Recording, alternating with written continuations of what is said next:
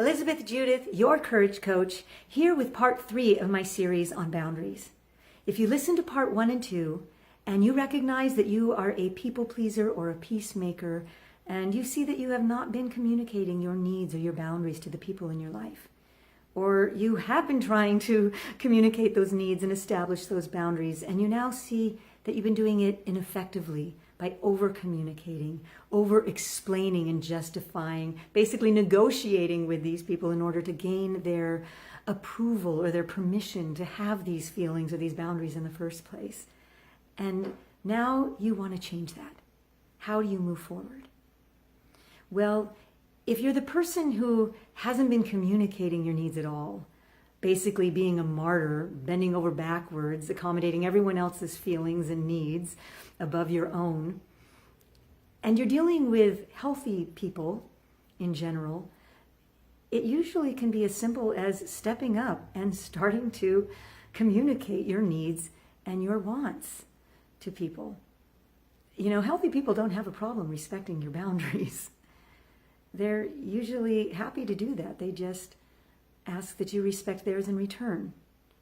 But if you have been communicating your needs, trying to establish boundaries, even imperfectly, and you're dealing with someone who isn't respecting those situations are going to be a little bit more challenging. I mentioned more than once in earlier videos that we teach people how to treat us. We also teach them what they can expect from us and what they can get away with.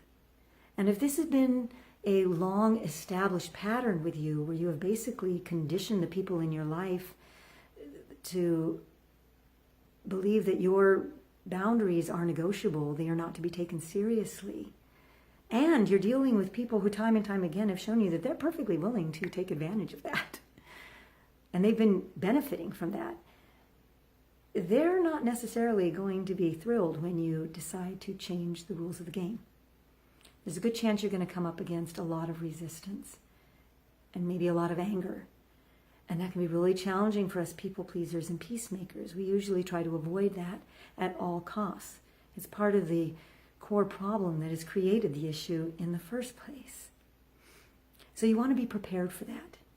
And there's a few ways that you can do that. First, I recommend that you get really clear on what your boundaries are. Start paying attention to your feelings and learning what is okay with you and what isn't, and articulating that. Write that down. And then how are you going to communicate that? Get really precise. Keep it short and sweet. No explaining, no justifying. And then what are you going to do if someone violates those? You know, have a plan now when you're calm, when you're collected and centered.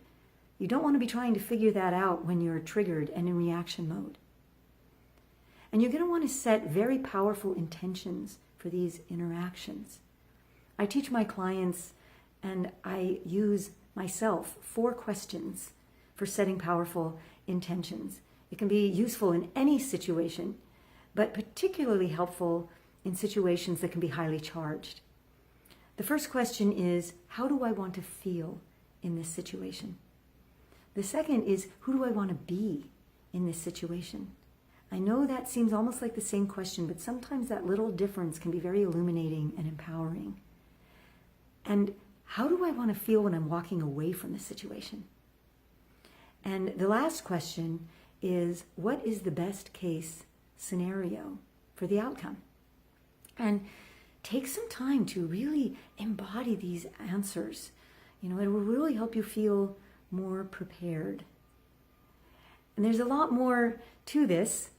I don't want you to just jump in and take action yet. I have some more information for you, which I'm going to be giving you tomorrow. I'm committed to keeping these videos short and dense. I really value your time. And if you're resonating with these, I want you to get in the habit of checking in every day for your little cup of courage.